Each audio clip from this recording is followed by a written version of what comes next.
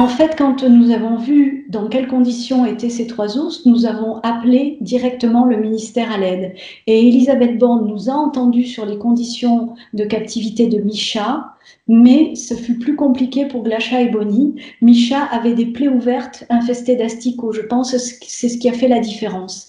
Mais Glasha et Bonnie sont également en souffrance. Ils ont passé 10 ans de leur vie dans une cage minuscule d'un camion sans jamais en sortir.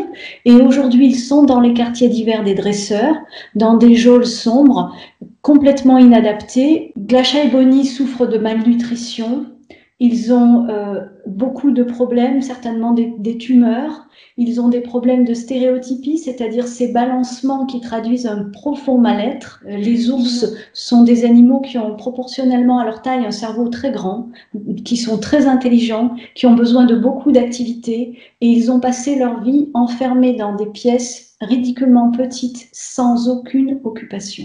Nous avons déposé plainte début septembre, dès que nous avons reçu ces images, pour acte de cruauté pour l'ensemble des animaux qui sont détenus par ces dresseurs. Et là, nous allons déposer un recours lundi contre le préfet, parce qu'il faut que le tribunal enjoigne le préfet à libérer les deux autres ours. Il n'est pas normal que Glasha et Bonnie restent dans ces conditions de geôle ouverte à tout vent. Ce sont des animaux qui ont vécu des décennies dans l'enfer.